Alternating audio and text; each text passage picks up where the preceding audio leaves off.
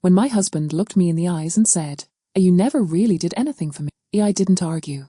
I just smiled, a small, tired smile, and walked away. That was the moment I realized how love can fade, not because of fights or betrayal, but because memories disappear in silence. I remember standing in our kitchen that evening, the same kitchen where I had spent half my life cooking his favorite meals, waiting for him to come home, worrying when he was late. The light was dim, the dinner was getting cold, and the words he said kept echoing in my mind. "You never really did anything for me." It hurt more than I can explain, not because he said it in anger, but because he meant it. He truly believed it. Sometimes people forget big things, anniversaries, birthdays, promises. But when they forget your sacrifices, it's not just forgetting, it's erasing. It's like you were never really there. I remember the first time I met Raghav, that's my husband. I was 22, young, full of dreams, and maybe a little naive. He was calm, serious, and ambitious. He talked about his goals, his career, his plans to build something great. I liked that about him. He had direction, and I had faith. When we got married, I promised myself that no matter what, I would stand beside him. I thought love meant giving, and I was ready to give everything. My time, my energy, my youth, my dreams. I never imagined that one day, the same man would look at me as if I'd never been part of his story. That night, after he said those words, I sat alone in our bedroom. The silence felt heavy. The clock ticked. The ceiling fan made its usual sound, but everything else was still. I tried to cry, but no tears came. Maybe because this wasn't sudden pain. It was the quiet kind that builds up over years, unnoticed. You start by giving up one small thing for love. Maybe a hobby, a job, a dream. Then another. And one day, you realize you've given up everything except your name. I remember thinking, maybe he's just tired. Maybe he didn't mean it. But deep down, I knew the truth. It wasn't the first time he'd made me feel invisible. It was just the first time he said it out loud. I used to wake up every morning before him. I'd make tea the way he liked, not too strong. 1 spoon of sugar, a pinch of cardamom. I'd iron his shirt, pack his lunch, and see him off with a smile. It wasn't about duty. It was love. That's what love looked like to me. Small things, quiet efforts, unspoken care. I thought he saw it too. I thought he felt it. But over the years, maybe I became part of the background, like furniture you don't notice until it's gone. He used to thank me once. He used to say, "I'm lucky to have you." But slowly, those words disappeared. They were replaced by complaints, about the food, about the noise, about how tired he was. And I listened, every single time, because I thought love meant patience. But love without appreciation turns into silence. And silence, it changes people. I started to change, too. I stopped expecting a thank you. I stopped waiting for smiles. I learned to find peace in small things. The sound of birds in the morning, the warmth of the kitchen, the smell of rain. I told myself, maybe this is just marriage. Maybe love becomes quiet after a while. But deep down, I was lonely. You can be in the same room as someone, sleep beside them every night, cook for them, talk to them, and still feel like a stranger. That's what happened to me. The world saw us as a perfect couple. We smiled at weddings, we hosted dinners, we took pictures during festivals. But those pictures were just frames, beautiful on the outside, hollow inside. He didn't see the woman who stayed up when he was sick. He didn't see the woman who prayed for him when he failed. He didn't see the woman who sold her jewelry so he could pay the loan and chase his dreams. He only saw what I didn't do. And that's the cruel thing about love. Sometimes, people measure your worth by what's missing, not by what you've given. That night, after he fell asleep, I sat on the floor near the window. I looked out at the streetlights flickering through the curtain. I thought about all the years we'd spent together, the laughter, the struggles, the quiet nights when we held each other and dreamed about a better life. And I realized something. He hadn't always been this way. Somewhere along the road, life changed him. Maybe success blinded him. Maybe stress hardened him. Or maybe I stopped reminding him of what love really looks like. Whatever the reason was, the distance between us had grown quietly, like dust settling on old furniture, layer by layer, unnoticed.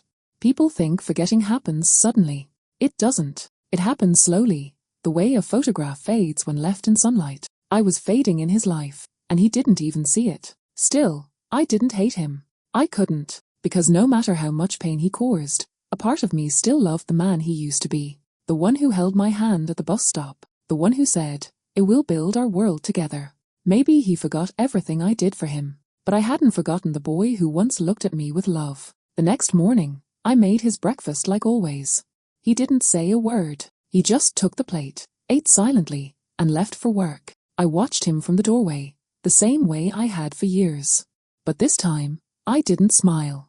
I just stood there, holding the edge of my saree, wondering how love could become this quiet. When the door closed, I looked around our home, the walls we painted together, the table we bought with our first salary, the photos hanging slightly tilted on the wall. Each thing carried a story, and in every story, I was there, not as a background character, but as the one who made it possible. He forgot my sacrifices, but the walls remembered, the home remembered, and somewhere deep inside, I hoped one day he would, too. That's how my story begins. Not with shouting, not with betrayal, but with silence. A silence so deep that even my own heart began to whisper, "Do you still exist in his world?" And that question changed everything. When I look back now, I realize those early years were the happiest of my life. They were simple, full of hope, and filled with tiny moments that I wish I could live again, even just for a day. When Rogov and I got married, we didn't have much. Our wedding was small, just close family, a few friends, and a house filled with laughter. I still remember the red saree I wore that day. It wasn't expensive, but it made me feel like the luckiest woman in the world. He smiled at me during the ceremony, a real smile that reached his eyes, and in that moment, I believed we could face anything together. We moved into a small one-bedroom apartment after marriage. The walls were plain, the kitchen was tiny, and the fan made a strange sound every time we turned it on. But that little house was ours. I used to say, "This isn't just a home, Rogov. It's our dreams starting to take shape." He would laugh and say, "You and your dreams, one day, will have a big house with a balcony and a garden too." I believed him, because when you love someone, even their promises feel like truth. Every morning, I'd wake up early to pack his tiffin. He was working as a junior manager back then, earning just enough for the two of us. I didn't mind. I'd grown up in a modest family. To me, love was never about luxury. It was about being there, together, no matter what. After he left for work, I'd clean the house, cook lunch, and spend time doing small things, stitching, watering plants, writing in my diary. Every evening, I'd wait by the window for him to come home. Sometimes, he'd bring flowers. Sometimes, just his tired smile. And every time, I'd feel grateful. Those early days were beautiful because we didn't have expectations, only togetherness. We faced our share of struggles too. The rent was high, and sometimes we had to skip buying things we wanted. Once, I remember we didn't even have enough money to celebrate our first anniversary. I felt bad because I wanted to make it special. So, I cooked his favorite meal, Roger Chorl, and lit a few candles. He came home, looked at the table, and said softly, "You always know how to make things perfect." That night, we ate sitting on the floor, laughing, talking about the future. We didn't need anything else. But dreams don't stay dreams forever. They start demanding sacrifice. A year later, Rogov got a better job offer in another city. He was overjoyed. I was too. But the new job meant longer hours, more pressure, and less time together. He'd come home late, tired and quiet. I'd try to talk to him, but he'd just nod or say, "I'm exhausted, let's talk tomorrow." And slowly, our tomorrow became a someday. I tried to fill the silence. I cooked his favorite dishes, ironed his clothes, wrote small notes and kept them in his lunchbox. But the more I tried to reach him, the further he seemed to drift. Still, I didn't complain, because I thought that's what love meant, standing by your partner, even when they're too busy to notice. Then one day, everything changed. He came home and said, "I got promoted." I was so happy I almost cried. We celebrated with a simple dinner. He talked about his new responsibilities, his excitement, and how this could finally help us build the life we dreamed of. But in the middle of his joy, he didn't notice my silence. You see, I had been planning to apply for a teaching job that same week. It wasn't much, but it was something for me, a small step toward my own dream. When he told me about his promotion, I folded my application form and kept it away. He needed me more at home now, I told myself. Someone had to take care of everything, the house, the meals, his comfort. And just like that, my small dream disappeared quietly, without anyone even noticing. Rogov's work started consuming more of his time. He'd leave early, come home late, sometimes not even eat dinner properly. I'd wait up, my eyes half asleep, just to make sure he ate something before going to bed. He'd say, why do you wait? You should sleep early. I'd smile and say, because this is the only time I get to see you. He'd laugh softly and say, you're impossible, before kissing my forehead. And those little moments were enough to keep me going. But slowly, even those faded. He started eating out with colleagues, attending business meetings, coming home after midnight. I would wake up to the sound of the door unlocking, half asleep, pretending not to worry. He'd say, work ran late, or I had to meet someone. I believed him, because trust was something I gave easily. But sometimes, I'd see the tiredness in his eyes, not just from work, but from distance. The kind of tiredness that doesn't come from exhaustion, but from disconnection. I wanted to ask him, are we okay? But fear held my tongue, because what if the answer broke me? Years passed like that. He kept climbing higher in his career. We moved into a bigger house, just like he had promised. He bought a car. We furnished the home beautifully. People admired us. They said we were a successful couple. But success doesn't always mean happiness. The bigger our house became, the quieter it felt. The more successful he got, the smaller my world became. I remember once, during a family gathering, someone asked, so what do you do, Mira? Before I could answer, Rugov laughed and said, she manages the house. She's the real boss here. Everyone laughed. I smiled too, but something inside me hurt, because I wanted to say, I used to have dreams too. I used to want something more, but I stayed quiet, because that's what I had learned to do. Silence became my second language. One evening, I found my old diary. The pages were yellowing, but my handwriting was still clear, full of hope, full of love. I had written about our plans, our future, our promise to never let life change us. Reading those pages made me smile, but also ache, because the woman who wrote those words, she still believed love was forever. She still believed that sacrifices were remembered. But time changes people, and love, if not nurtured, fades quietly, not in anger, but in neglect. Rugov didn't mean to forget me. I know that. He was chasing success, thinking it would make both of us happy. He didn't realize that in his race to build a life, he was leaving behind the person who helped him start it. I supported him through every challenge. His late nights, his failures, his doubts. When he lost his first client, I was the one who told him, you'll get through this. I believe in you. When he got sick, I sat by his side, feeding him soup spoon by spoon. But none of that stayed in his memory. Maybe because I never reminded him. Maybe because I was too busy loving him silently. Sometimes, I wonder if I should have spoken up more. If I had said, I have dreams too, or I need you to see me, maybe things would have been different. But back then, I thought love meant giving without asking. Now I know, even love needs recognition to survive. The first time I noticed real distance between us was the day he forgot our anniversary. It was our 10th year together. I spent the whole day cooking, decorating, waiting. He came home late, tired and distracted. When I asked, do you know what day it is? He looked at me blankly and said, Wednesday? I laughed softly, trying to hide the pain. It's our anniversary, Rugov. He froze for a second, then sighed. I'm sorry, Mira. Work's been crazy. We'll celebrate this weekend, okay? But we never did. That night, as I lay beside him, staring at the ceiling, I realized, love doesn't die in one moment. It dies in small ways. In forgotten dates. In words unsaid. In eyes that stop looking for each other.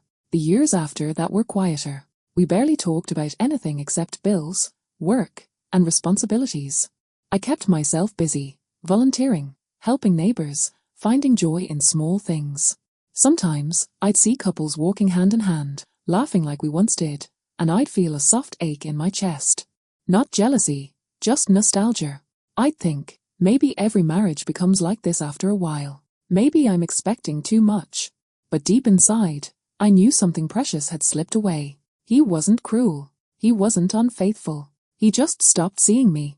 And that, I think, is a kind of heartbreak that doesn't leave bruises, only emptiness.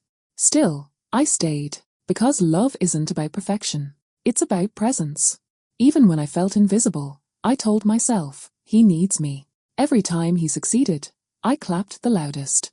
Every time he failed, I stood by him. I was his silent strength. But as the years passed, I started realizing something painful. Strength that goes unnoticed turns into loneliness.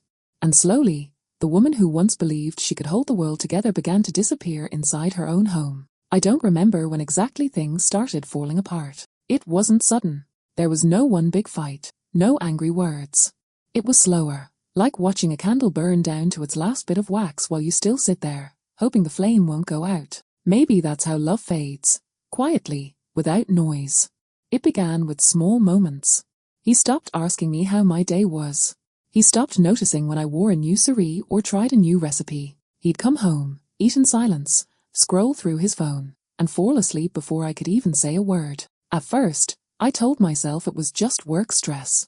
Then, I started believing maybe I was overreacting. But deep inside, I felt something breaking, not all at once, just piece by piece. Sometimes, when he came home late, I'd keep dinner warm for hours. The clock would strike 11, then 12. I'd look at the food getting cold, then at the door, then back again. When he finally arrived, he'd say, "You should have eaten." I'd smile and say, I wasn't hungry. But that was a lie. I was starving, not for food, but for presence.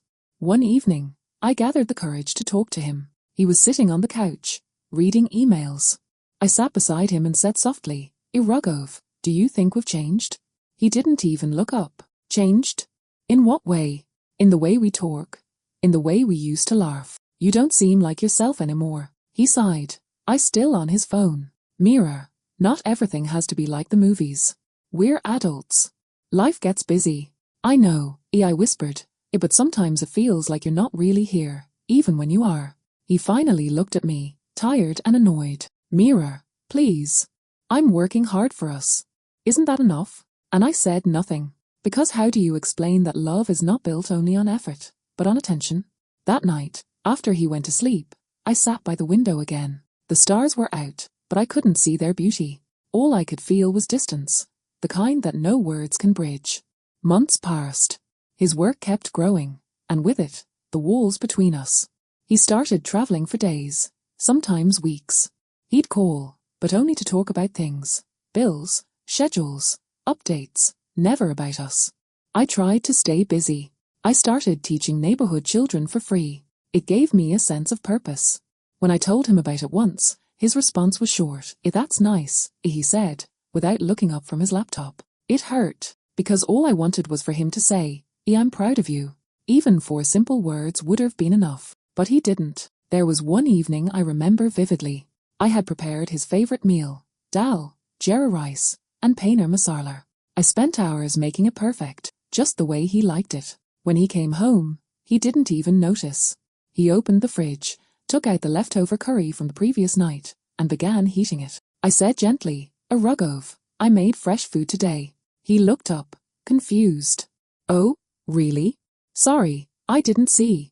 His apology was casual, careless, and it broke something inside me. I sat at the table that night, eating in silence while he scrolled through his phone beside me. That's when I realized I was still trying to feed his body, but he had stopped feeding my soul. The distance between us grew deeper after his parents moved in. Don't get me wrong, I respected them, truly, but their presence made our already fragile bond even weaker. Rogov's mother was traditional. She believed a woman's duty was to serve her husband without question. She'd often say, "Mira, a good wife doesn't expect appreciation. She just does what's right." I used to smile politely, but those words sank deep. I began doubting myself. Maybe she was right. Maybe love really was about silent sacrifice. But every time I looked at Rogov, I missed the man who used to see me as his equal, not his shadow. His father would often praise Rogov's success at the dinner table. "You've made us proud, son," he'd say. "All your hard work is paying off." Rogov would smile, glowing with pride. No one ever mentioned the woman who stayed up nights so he could rest, who skipped her own meals to make sure his were hot, who sold her jewelry to help him pay his first loan. And I stayed quiet, because sometimes silence is the only dignity left.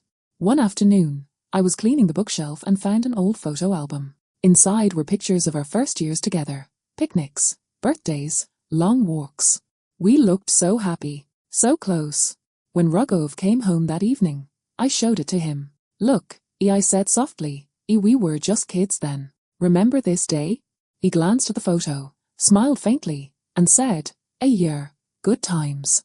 Then he put the album aside and went to his laptop. I watched him for a long time after that, the man who once held my hand so tightly he promised never to let go. Now, his fingers were only loyal to a keyboard, and that's when I realized he hadn't forgotten me overnight. He'd been forgetting me one day at a time. The loneliness became unbearable. I started writing again, in my diary, just like before. Only this time, the pages weren't filled with dreams.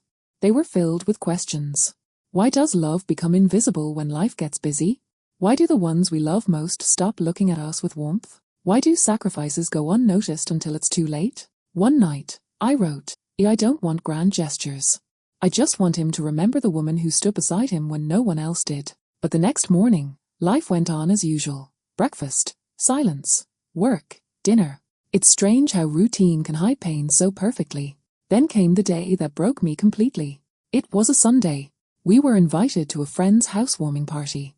Everyone there was cheerful, talking, laughing, reminiscing.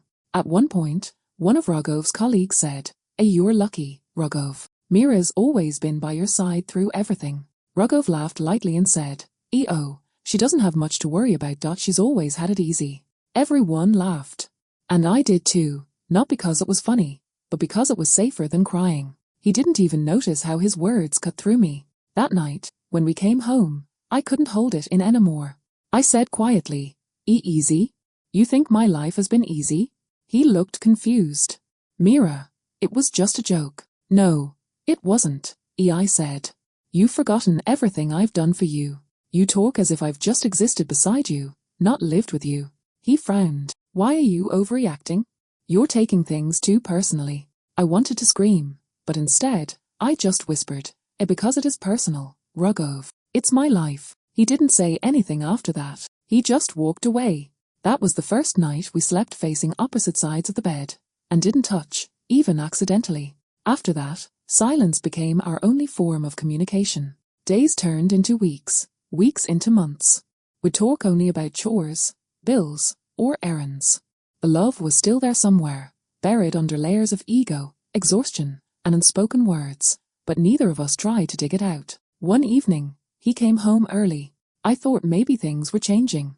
I smiled and said, You're home early today. He nodded. Had a long day. I just want some peace. That word, peace, felt heavy, because peace meant silence. And silence meant I didn't belong in his world anymore. Then came the moment that became the title of my story. It was a simple evening. I had asked him to fix a light bulb in the kitchen. He looked annoyed and said, Can't you call someone for that? I'm tired of doing everything. I froze. Everything? I repeated softly. You do everything? He shrugged. I mean, yes. I work all day. You don't have to worry about anything. I looked at him, really looked, and that's when I saw it. He wasn't angry. He genuinely believed what he said. He had forgotten. Everything I did. Everything I gave up. Every dream I let go of for him. It wasn't hatred or cruelty. It was forgetfulness. And that was worse. Because when someone forgets your love, they erase your existence without even meaning to.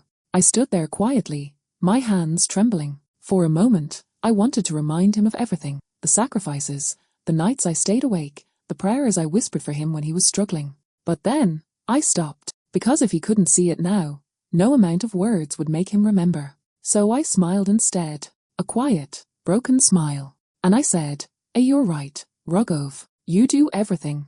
Then I turned around, walked into the bedroom, and closed the door. Behind that door, I cried silently, not for him, but for the version of us that once existed. The one that dreamed together, laughed together, and believed in forever. That night marked the beginning of an invisible ending. We still lived in the same house, but we were miles apart. He didn't notice the change. But I did. Because when you stop being seen by the person you love, the house doesn't feel like home anymore. It feels like a museum of memories. And I knew then, something inside our marriage had quietly died. It happened on a Sunday morning. The house was unusually quiet, and the air carried a heaviness I couldn't name. I remember standing by the kitchen window, holding a cup of tea that had long gone cold. The birds outside were chirping, but inside, everything felt still, as if time itself had stopped to watch what was about to unfold. For weeks, I had been sensing a change in Rohan, my husband. His voice had grown distant, his laughter rare. He had started coming home late, always with the same tired excuse. Work's been crazy. But I could tell it wasn't work. His eyes no longer looked for me when he entered the room. He didn't ask if I'd eaten or how my day had been. I was no longer the person he shared his life with. I was just there, like the furniture, unseen but still occupying space. That morning, I decided to ask him what was wrong. He was sitting at the dining table, scrolling through his phone, his breakfast untouched. I took a deep breath and said softly, Rohan, can we talk? He looked up briefly, then went back to his phone. About what? He said, his tone flat. About us, I replied, my voice trembling slightly. You've been so distant lately that I feel like we've become strangers. He sighed, placing his phone down. Not everything has to be about feelings, Mira. I'm just busy, that's all. But I knew that wasn't the truth. I understand work is hard, I said, trying to sound patient, but it feels like you've stopped caring. Like I don't matter anymore. He frowned. You're overthinking again. You always do this. You find problems where there aren't any. His words stung, but what hurt even more was his expression. Cold, indifferent, as if my pain was a burden he didn't want to carry anymore. I remember whispering, do you even remember how much I've done for us, Rohan? For you? He shrugged. Why do you always bring that up? I didn't ask you to make sacrifices. You did what you wanted to do. That was the moment something inside me broke, quietly, silently, not with tears or shouting, but with the kind of pain that sinks deep and stays. I didn't reply. I couldn't. His words replayed in my head. I didn't ask you to make sacrifices. Those words erased years of love, patience, and devotion in a single moment. That night, I couldn't sleep. I stared at the ceiling, thinking about the woman I used to be, hopeful, proud, full of dreams. I had given up my teaching job when we got married because Rohan wanted me to manage the house. I had agreed, thinking it was our shared dream. I believed love meant compromise, that giving up a part of yourself was proof of devotion. But I never realized how easily that devotion could be forgotten. Over the next few days, things only grew colder between us. He started avoiding me altogether. He'd leave early, come home late, and eat dinner silently, eyes glued to his phone. Sometimes I'd sit across from him, watching his face illuminated by the screen, and wonder if he even remembered who I was beyond my name. One evening, I found an unfamiliar perfume scent on his shirt. It wasn't mine. I stood there, holding the shirt in my hands, staring at it for what felt like hours. I didn't want to believe the worst, but the scent told me a story I wasn't ready to hear. When he came home that night, I didn't ask anything. I just looked at him, the man I had loved for years, and realized how far we'd drifted. His smile no longer belonged to me. His laughter had new reasons, new places, new people. The next morning, I decided to confront him gently. Rohan, I began, is there someone else? He froze, his hand halfway to his coffee cup. For a second, he looked guilty, then defensive. What? No. How can you even ask that? I met his eyes. Because I can feel it. The distance, the silence, the lies between the lines. I'm your wife, Rohan. I can tell when you're not here, even when you're sitting right in front of me. He stood up abruptly. I don't have time for this nonsense. His reaction said more than words ever could. For the next few days, we barely spoke. The air between us was filled with unspoken accusations.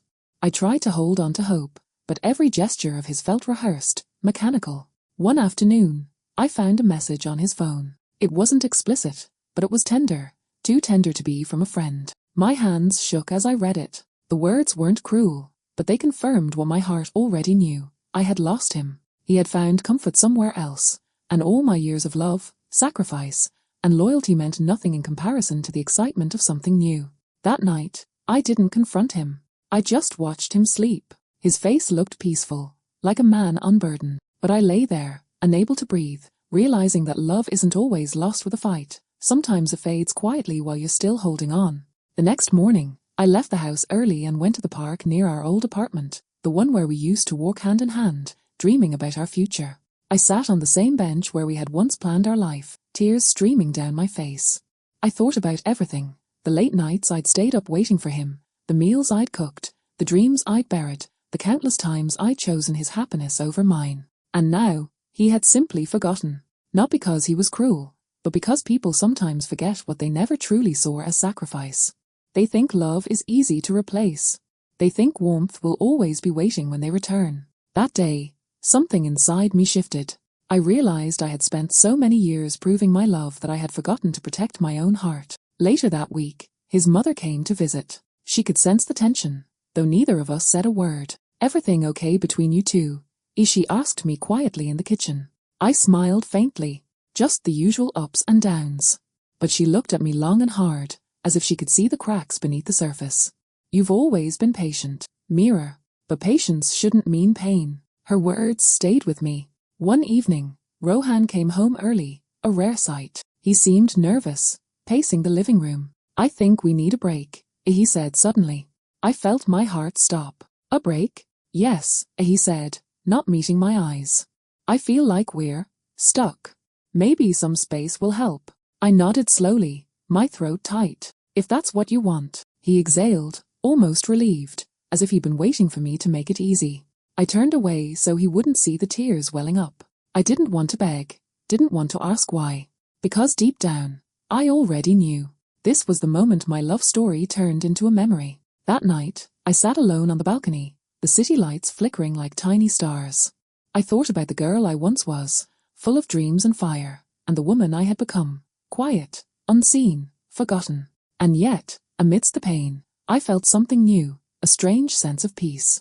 Maybe this was what endings looked like, not storms or shouting, but silence that taught you to breathe again. I whispered to myself, he forgot everything I did for him, but I won't forget who I was before him. And that was the beginning of my healing, though I didn't know it yet. The day after Rohan said we needed a break, I woke up to a silence I'd never known before. Not the peaceful kind, but the heavy, hollow one that sits deep in your chest.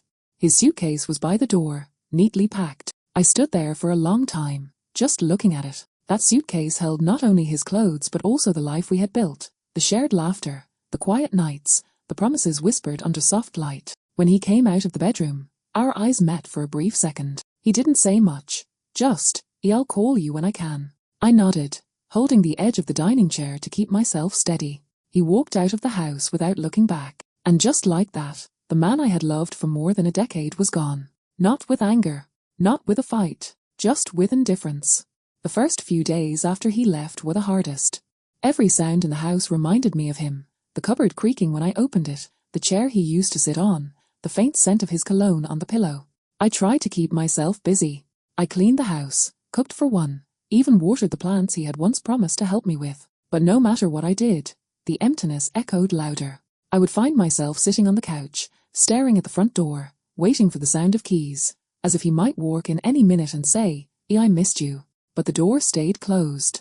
The only sound was my own breathing, slow and tired. At night, I'd lie awake, remembering all the small moments, how he used to wait for me outside my office when we were dating, how he'd hold my hand during movies, how he once said I made his world brighter. And I wondered, when did the light go out? When did love turn into obligation? A week passed. Then two.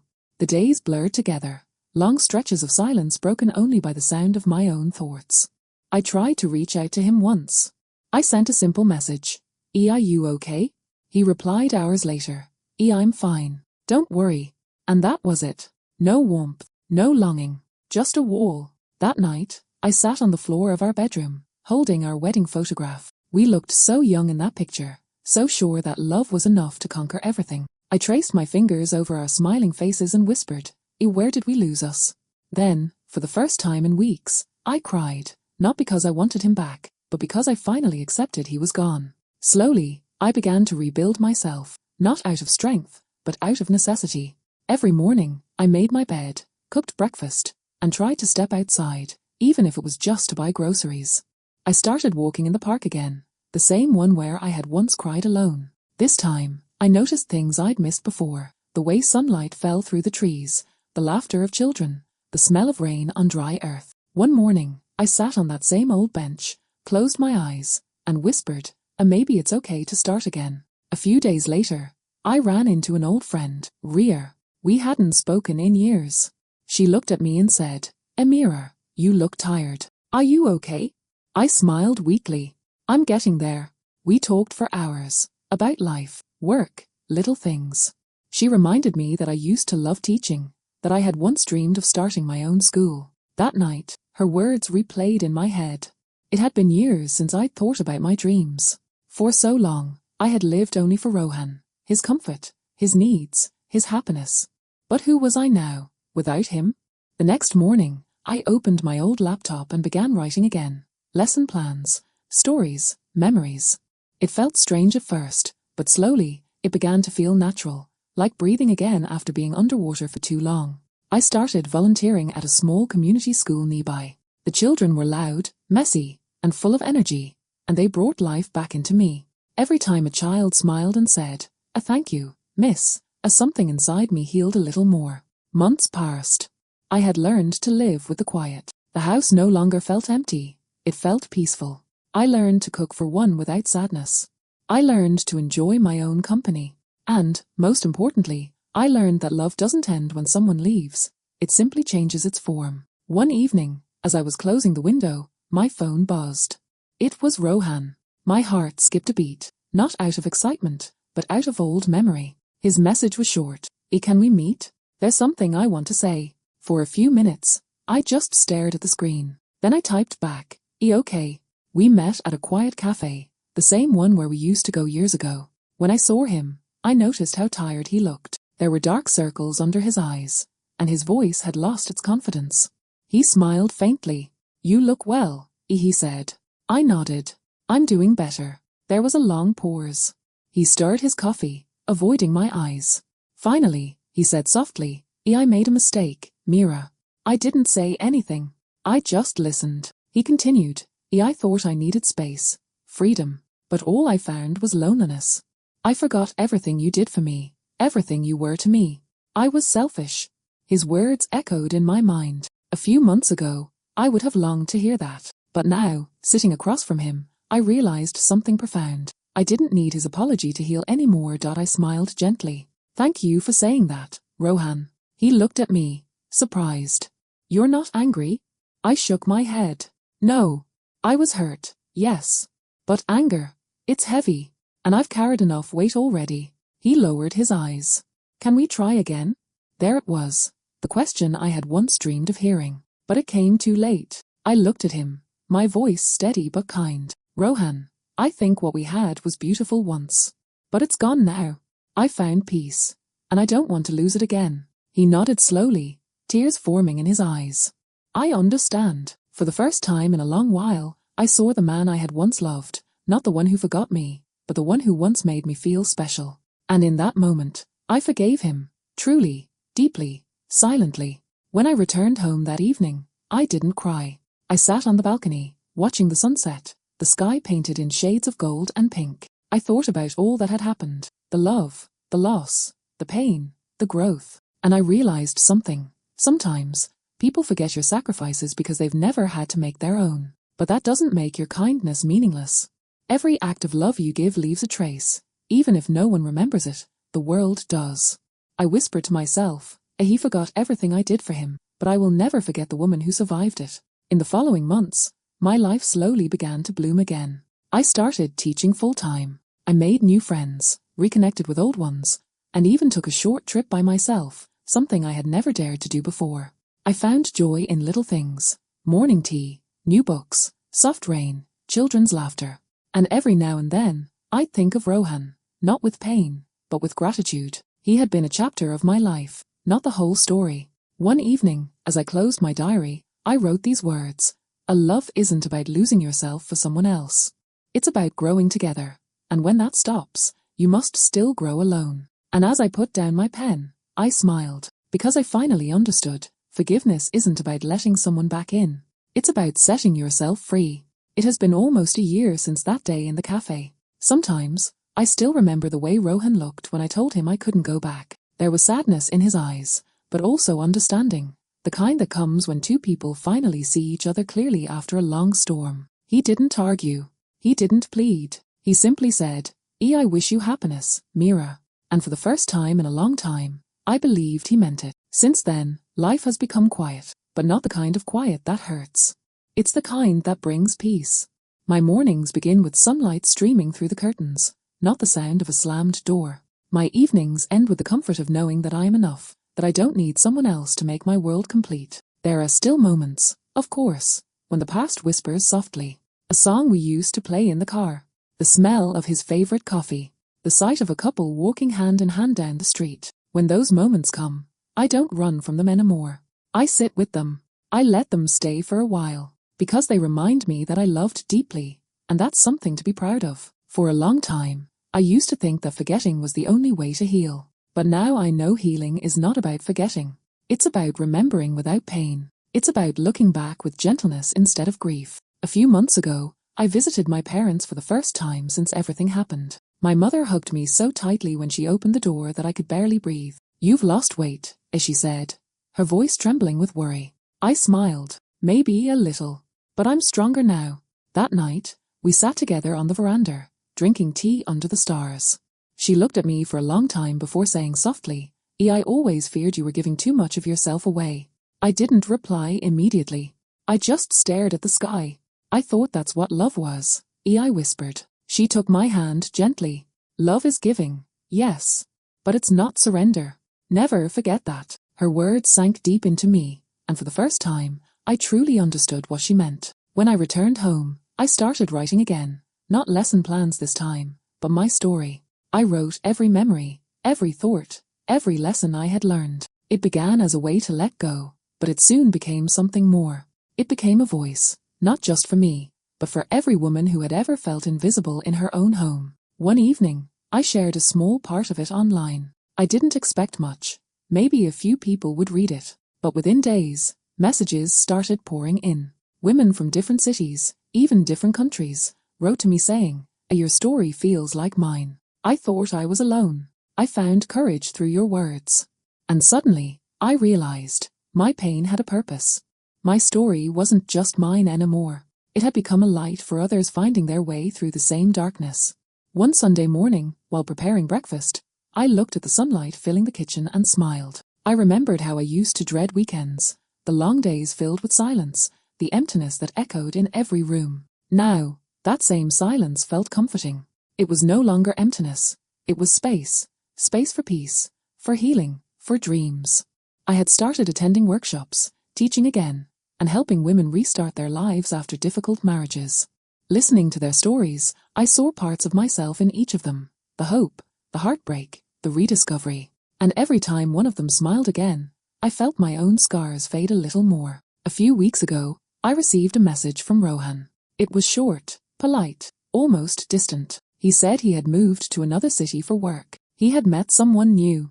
He thanked me for forgiving him and wished me happiness once more. For a moment, I stared at the message, feeling a strange mix of emotions. Not sadness, not regret, just quiet acceptance. I typed back, "I wish you peace, too." Then I set the phone aside and continued watering my plants. Because life had moved on, for both of us.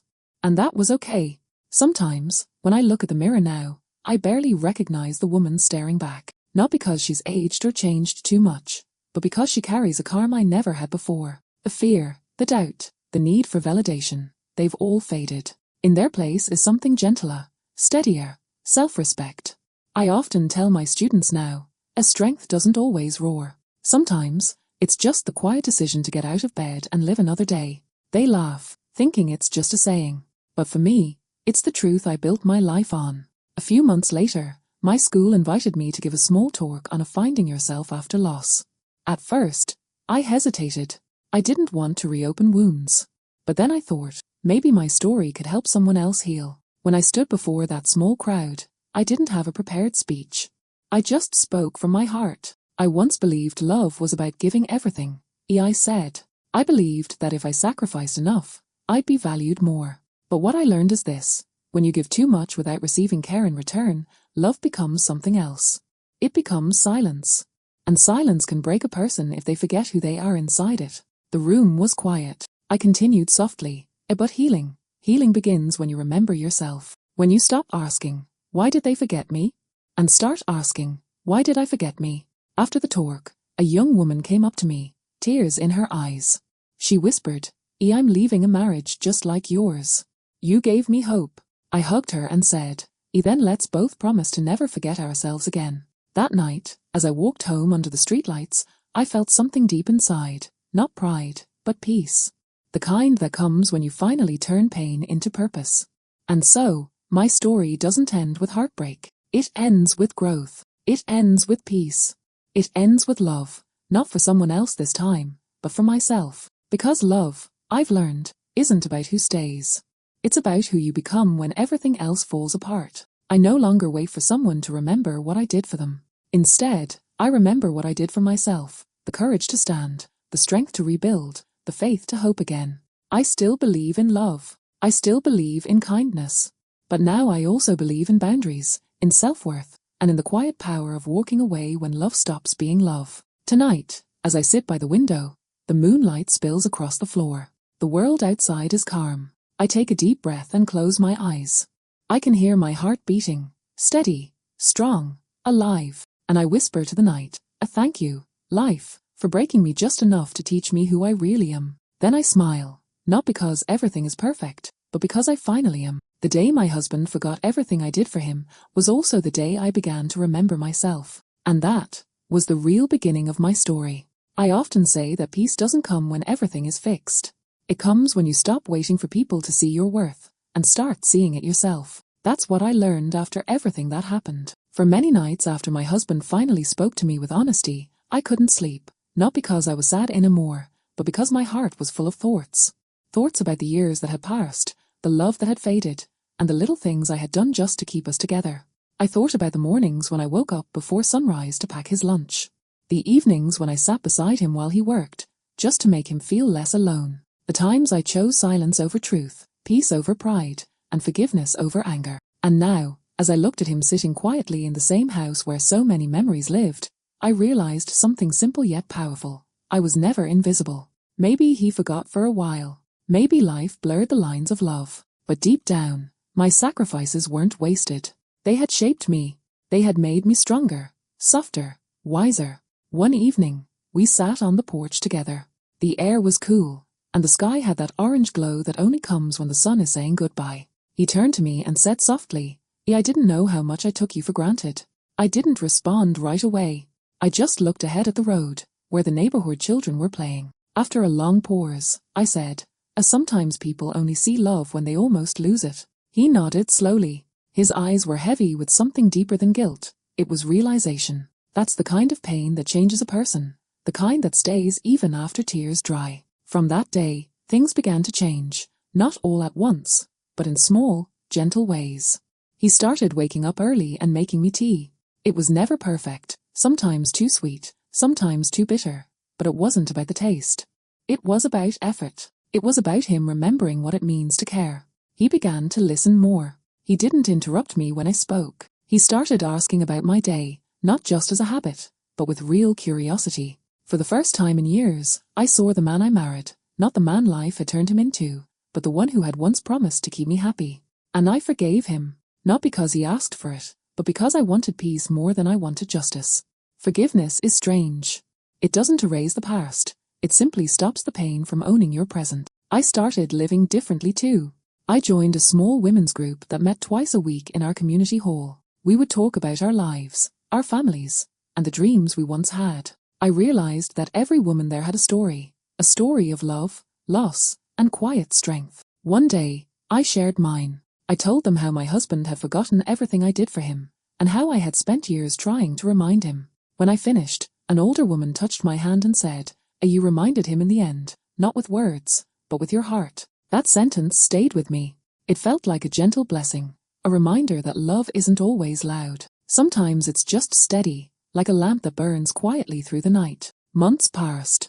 Our home began to feel warm again. We didn't talk about the past much.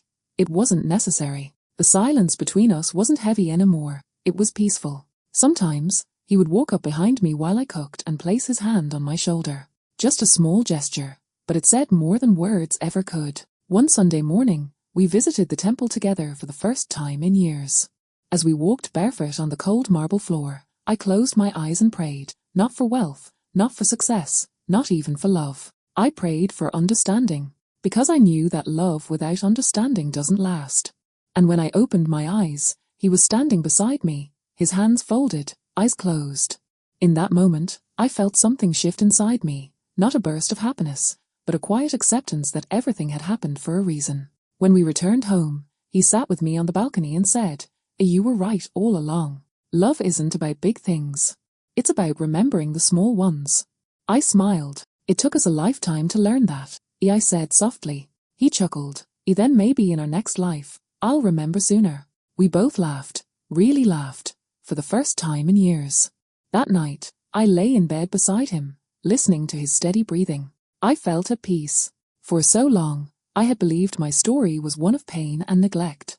But now, I saw it differently. It was a story of endurance, of patience, and of quiet love that refused to give up. There were still days when he forgot small things, my favorite tea flavor, a date, or something I had said earlier, but I no longer took it as a wound. People forget things. What matters is what they choose to remember. And he remembered me, not as the woman who did everything, but as the woman who never stopped loving. Sometimes, when I walk past the mirror, I see the faint lines on my face. Each one tells a story, not of sorrow, but of survival. I've realized that a woman's strength doesn't come from how much she can carry, but from how deeply she can forgive. Years later, when our children visited with their own families, I would watch them play in the living room. The sound of laughter filled every corner of the house. My husband would sit beside me, his hand resting gently on mine. He would whisper, "You made this home, not me." And I would smile and reply, "We made it together, eventually." There was one evening, not long before our anniversary, when he gave me a small notebook. Inside it, he had written small notes, memories of things I had done for him. Simple things like, she waited for me when I came home late, or she smiled even when I didn't deserve it, or she held my hand when my world fell apart. Tears rolled down my cheeks as I turned each page. He said, "I don't want to forget again." So I wrote it all down. I hugged him, and for a long time, neither of us spoke. Sometimes love doesn't need new promises. It just needs remembrance. That notebook became my most treasured thing. Whenever I felt lost, I would read a few lines and remind myself that people can change, hearts can soften, and love can find its way back home, even after getting lost for years. Now, when I sit by myself in the evenings, I look at the sky turning golden and whisper, a thank you. Not to anyone in particular, just to life itself, for teaching me that love doesn't always come easy, but when it's real, it survives storms. If I could go back in time, would I change anything? Maybe not, because every tear, every silent night, and every unspoken word brought me here, to this peace. I learned that sometimes, you have to let love fall apart to see if it can rebuild itself. And ours did. Slowly, quietly, beautifully. In the end, I didn't need him to remember every sacrifice. I just needed him to remember me. And he did. So, if you ever feel forgotten, if you ever think your kindness goes unnoticed, hold on. Because love has a strange way of coming back, right when you stop chasing it. It returns not as a grand gesture, but as a simple act, a cup of tea, a gentle touch, a small apology whispered in the dark. And when it does, you'll realize something I finally did. You were never forgotten. You were just waiting to be seen again.